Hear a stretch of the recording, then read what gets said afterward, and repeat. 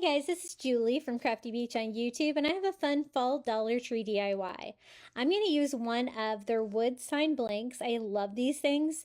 It's just kind of a blank canvas to do whatever you want. Mine had kind of an ivory frame. I wanted it to look more wood, and so I just distressed mine with a little Antique Wax by Waverly and a baby wipe to give it a wood grain look.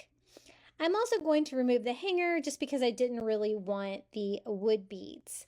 Now I'm going to go ahead and cover the back of the sign. I just printed out Hello Fall on a piece of white cardstock that I'm going to cut down into a perfect circle to go into that circle frame. It's just an option that you can do if you don't have a Cricut or you don't want to get your Cricut out to do some custom lettering. That's going to look a little bit better. I do have this reprintable. I will try to include in the comments below if you'd like to recreate. So it just says Hello Fall, like in dark brown. I Mod Podge it on there. I also Mod Podge on top to seal it. It does have like the little ridges, the different boards. And so I just use a razor blade and cut those. And so it still looks kind of like a palette board sign with the word Hello Fall on it.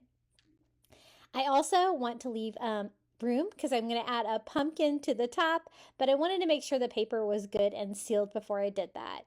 This is one of the pumpkin stencils from the Dollar Tree. So I really only want that pumpkin design on there. So I'm just going to use one of their little stencil daubers and some pumpkin orange paint, go over and paint the little pumpkin on there.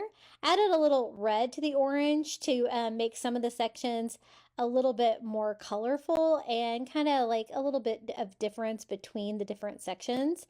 I'm also going to do the little pumpkin stem in like a tan color, and it worked pretty well. I was pretty impressed with these stencils, and it was really fun to do.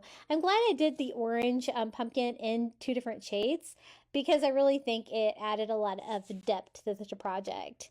For any bleeding, I'm just going to go back and touch up with white. I didn't have it taped down or anything, so I think I did a pretty good job regardless. Now I wanted to kind of look, old farmhouse. So I went over the whole thing with some ivory and a dry brush, just distressing the whole thing to kind of give it that weathered look, like the word, the pumpkin, the frame, everything. And then I'm just going to go ahead and make a new hanger just by taking some twine, tying some knots, and stapling that on the back of the frame. The frame that goes around the edges is totally wide enough for a staple gun, and so that makes that a little bit easier to reattach a hanger. This is how mine turned out. If you would like more Dollar Tree DIYs, be sure to check out my YouTube channel at Crafty Beach. And until next time, happy crafting.